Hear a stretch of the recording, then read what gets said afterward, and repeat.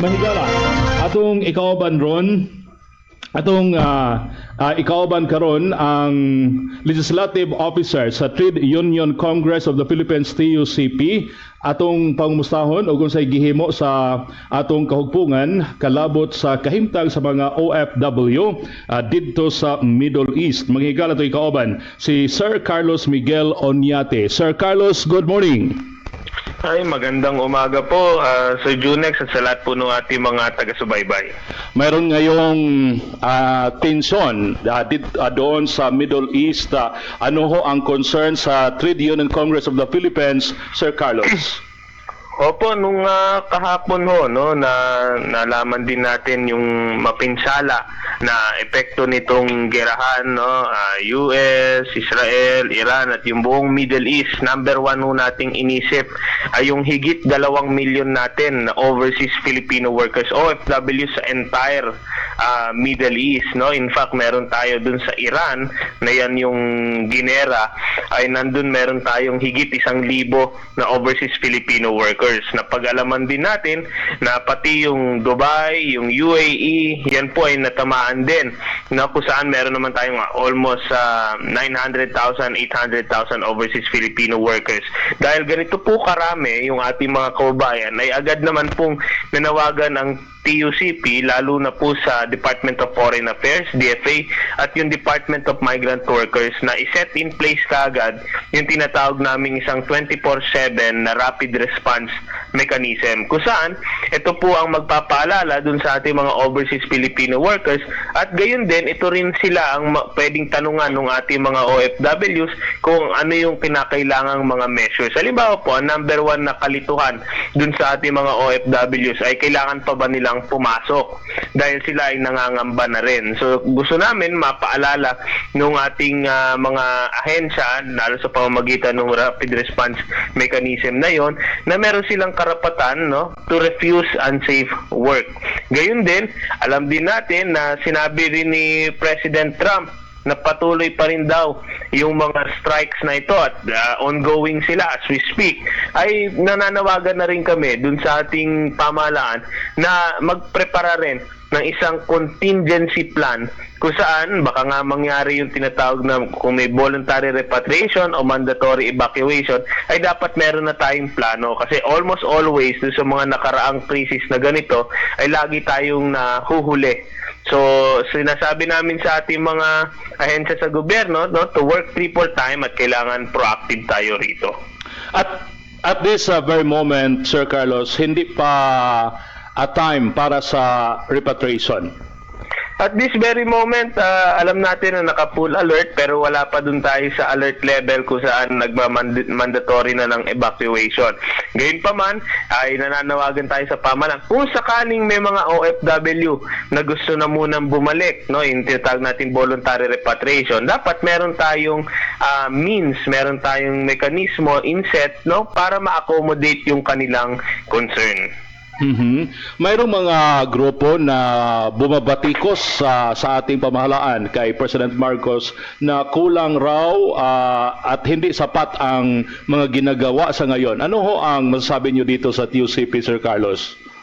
Baka nga ho may mga ilang na pagkukulang. Halimbawa ho, meron ho isang reklamo isang OFW natin na nasa may UAE o Dubai sila, no, na lagi nakakatanggap sila ng mga messages sa kanilang text na go to a shelter, no, to a safety shelter. Halimbawa, wala naman hong safety shelter dun sa kanilang kakalagyan, no, except kung nasa Israel ka, no, meron diyan mga safety shelter. Sa ibang mga nasyon, no, wala rin doon. Kaya kinakailangan talaga paigtingin ng pamahalaan yung kanyang pag-reach out dun sa mga OFWs, kasi talaga ngayon po meron silang kinakarap na uncertainty, at the best way na we can address that is through clarity of information. Unfortunately, ay hanggang ngayon ay medyo nakukulangan pa rin tayo. And sadly, Sir Carlos, mayroon ng isang fatality na reported kagabi doon sa Israel.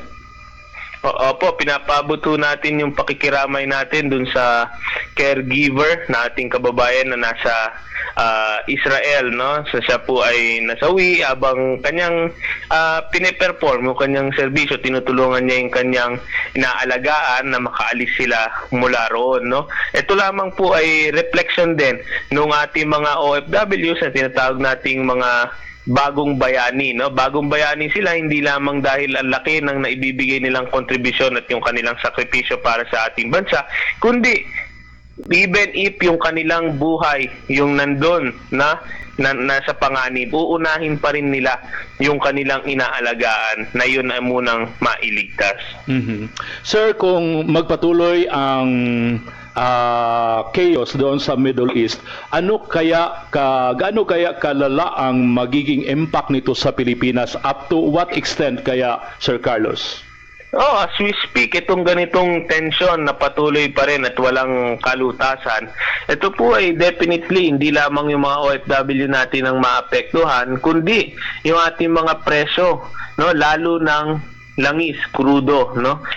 Lahat naman ng basic utilities gumagamit noon. So ina-expect natin, no, magtataasa na naman itong presyo, itong inflation na naman, ang sisipa na naman. Kung kaya't nananawagan din kami sa pamahalaan na tignan na muli itong mga isyung ito, at siguro kailangan na namang rebisitahin yung mga panukala na magsususpend o magtatanggal ng mga buwis lalo sa gas o para magaan yung ating mga kababayan, yung buwis din lalo sa kuryente, kasi lahat ito ina-expect na natin in the coming weeks tataasan na naman itong mga ito. At kung tataas ang presyo ng fuel, definitely ang prices ng mga basic commodities ay tataas din. Tama po kayo, no? Habang magtataasan ho lahat, ay may iwan na naman yung sweldo ng ating mga kababayan unless, no, makilala ng ating mga regional wage boards na tunay na may supervening event. Kasi kung magkaroon ng extraordinary rise in oil prices, paniwala natin, dapat ito ay makonsider na supervening event at kailangan rin magkaroon ng kagyat na pagtaas sa sweldo para naman hindi maubos ng inflation yung purchasing power ng ating mga manggagawa. At dito sa Cebu, sir, as we speak, mayroon ng mga paninda dito ng bigas na aabot ng 72 pesos per kilo doon sa ganador type of bigas. So nagmahala na talaga, Sir Carlos. Opo, no? Yan po yung mga pinag-uusapan natin. Ito lalo yung food inflation hanggang sa ngayon, no? Almost 3 years into this administration na hindi pa rin natin ma-perfect to how to best manage it. Pagdating na naman po nitong mga tension na ito, lalo sa Middle East, lalong exponential pa lalo yung magpapa-increase dito sa mga presyo ng ating mga bilihin. So ano kaya ang dapat gagawin ng ating administrasyon ni President Marcos, Sir Carlos?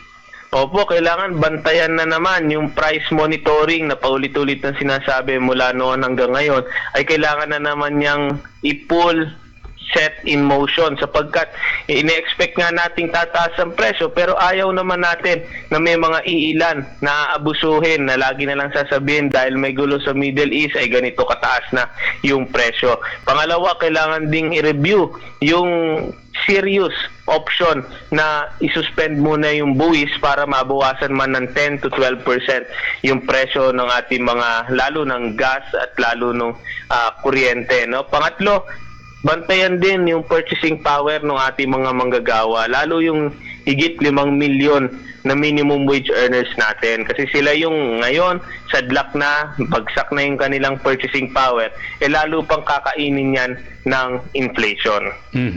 At saka, tayo sa DOCP, patuloy pa din ang ating pag-post sa Congress para sa legislated wage hike, Sir Carlos. Opo, no, dalawa magkakambal na panukala yung ating patuloy na sinusulong dito sa TUCP Party List. Una dyan ay yung pagpapataas ng sweldo ng ating mga manggagawa by at least 200 pesos. Yan po ay napasa na noong 19 Congress. Patuloy na ipinaglalaban natin ngayong 20th Congress. At pangalawa, tayo po rin ay nagpapanukala, no, na sinuportahan nito ng ating mga business at employers groups yung pagtatanggal ng 12% VAT doon sa ating presyo ng kuryente. Ibig sabihin, yung ating electricity bill, mawawalan doon yung 12% VAT. Ibig sabihin, malaki po ang magiging diskwento dun sa ating electricity bill. Sir Carlos, maraming salamat ho sa oras na binigay ninyo sa amin. Mensahe na lang ho ninyo, especially sa families ng mga OFW na nasa panganib sa ngayon. Opo, sa ating mga kababayan na OFWs at kanilang pamilya na naririto, ang TUCP po, no, as early as kahapon, just day 1 nung tension sa Middle East ay nanawagan na sa ating pamahalaan ng agarang aksyon. Kinakailangan nun ng ating mga kababayan ay malinaw na impormasyon at komunikasyon para alam nila kung ano man yung kailangan nilang iwasan at alam nila kung saan yung kanilang takbuhan. That is precisely why ginawa ng TUCP Party List yung Department of Migrant Workers, yung ating DMW. Inaasahan ho natin na sana in the coming days ay matapos na ho itong gulong ito at manaig yung tinatawag nating diplomasya dito sa mga bansa sa Middle East.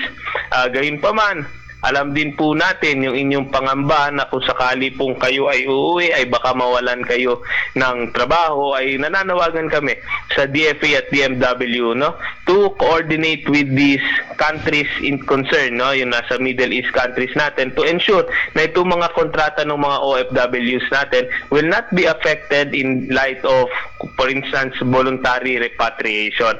Ngayon din sa ating pamahalaan, tayo po'y nananawagan na bantayan yung presyo ng ating mga bilihin at i-address itong magiging consequent inflation.